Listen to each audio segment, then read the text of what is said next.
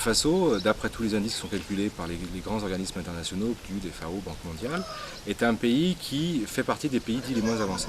Pourquoi? Il a un produit intérieur brut extrêmement faible par habitant, il a un taux de scolarisation relativement faible, il a un taux d'alphabétisation très faible, il a des taux de mortalité extrêmement importants, une espérance de vie qui est de moins de 50 ans, donc c'est vraiment pas ça. Et à côté de ça, c'est un pays à vocation essentiellement rurale, essentiellement agricole. Donc il y a plus de 80% de la population qui vit directement de l'agriculture, qui est une agriculture familiale, faiblement outillée, faiblement productive. La pauvreté, non seulement elle persiste, mais elle a tendance ces dernières années à s'aggraver. La solution principale passera par une augmentation de la productivité agricole, c'est-à-dire faire en sorte que toutes ces familles rurales puissent bénéficier d'un revenu un peu plus intéressant, de travaux un peu moins pénibles, de façon à ouvrir par leurs achats au développement économique du pays. Et là-dessus, tous les intervenants sont unanimes. Il faut impérativement qu'on forme, qu'on installe et qu'on fasse en sorte que l'agriculture devienne plus performante. La ferme École des Latiens a une autre philosophie. Aller d'abord vers le paysan.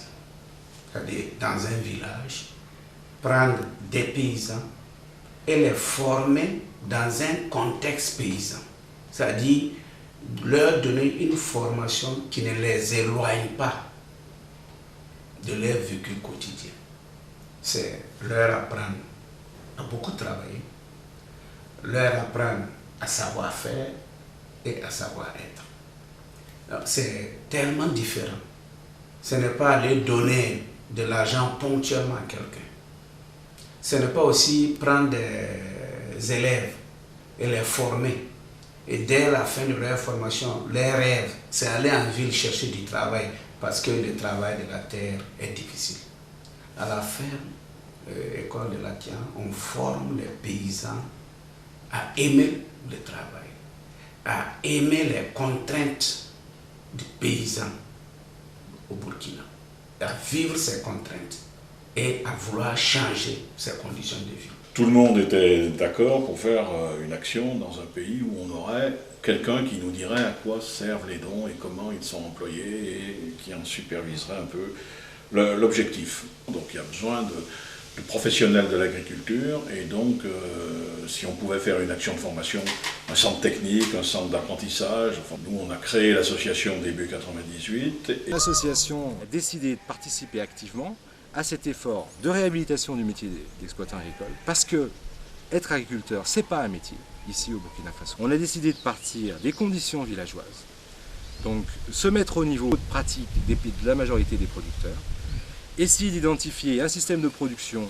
qui puisse leur convenir en termes d'accessibilité financière, d'accessibilité technique, donc de compréhension, et qui puisse leur permettre d'assurer de meilleurs revenus, d'assurer une gestion durable des ressources naturelles. Moi, j'ai jugé dès le départ que ce n'est pas à nous de l'inventer. J'ai eu la chance, au cours des années passées, de découvrir les gens qui l'avaient fait. Ils ne sont pas nombreux, mais ils sont là. Des gens qui ont spontanément mis en place des initiatives agricoles où c'est vraiment une entreprise, c'est vraiment des fermiers qui sont au boulot pour faire tourner leur structure et qui en tirent un subside relativement intéressant. Donc j'ai dit, c'est leur système dont il faut s'inspirer. Et pour bien le connaître, il faut le pratiquer. Donc l'objectif premier du projet qu'on a mené ensemble, moi qui ai porté l'idée et l'association qui m'a amené les moyens financiers, ça a été de mettre en place cette ferme. Donc avec un système de production qui remplisse les 3 exigences, autosuffisance, l'aspect gestion des ressources naturelles et l'aspect augmentation des revenus. Donc voilà un peu la base du système qu'on essaye d'enseigner ici, en combinant ces 4 pôles qui sont la culture des champs, l'élevage, la fauche donc en brousse de la paille et du foin et la mise en place du compostage. On arrive à avoir un système qui devient entièrement, qui préserve les ressources naturelles, qui permet de diminuer la pénibilité du travail, augmenter sa productivité, faire en sorte qu'on ait une alimentation garantie et en même temps qu'on puisse bénéficier de revenus. Donc c'est quand même un gain extrêmement important. Bien sûr, ça va demander beaucoup de travail. Ce n'est pas un système qu'on met en place en 6 mois ou en 1 an, c'est un système qui va demander entre 3 et 5 ans. Voilà le principe de base du système. C'est un principe qu'on va demander à nos élèves de mettre en place dès leur sortie de leur formation. Donc on les a formés. mais il faut les équiper. Parce que s'ils n'ont pas les moyens minimums, à savoir le bœuf, la chèvre, la génisse, le matériel de fauche, ils ne pourront pas mettre en application les bases essentielles de notre système. Et comme c'est des gens en général qui viennent de milieux extrêmement défavorisés, ils n'ont pas ces apports minimums. Donc on forme et on équipe pour que les gens aient accès à l'emploi. C'est pas simplement dire on te forme, débrouille-toi, trouve-toi un emploi, c'est on te forme, on t'équipe et tu vas pouvoir devenir un professionnel de l'agriculture. Il a beaucoup bénéficié pour un auto. Et ouais, mais pour un mime, tu fais un délicat.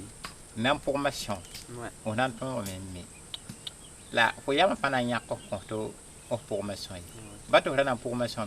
Puis, il y a un peu de nambang. Et l'équilibre, c'est à la nambang. Et what tout le monde a fait là, au fanambang. La canoa, cagnac, il y a la maman. Oui, il y a tout le monde. Tout le monde a fait le travail. La femme de Lili, il y a tout le monde qui a fait le travail. La auto no tu ma kataka o me hen zaman te o de buli ne mala ale rota ya net pa songa ya ton mam hetu wala. L'association fait tout ce qui est manifestation, disons. Et puis à côté de ça, on fait une grosse action d'information dans les collèges et les écoles. Aujourd'hui, la dernière réunion qui s'est passée, donc la dernière assemblée au mois de juin, on avait 115 adhérents à l'association. Et on regroupe un fichier de près de 399 pour être précis, familles donc, qui ont commencé à faire des dons. Comment faire pour qu'on donne peu et que ce peu soit mieux utilisé?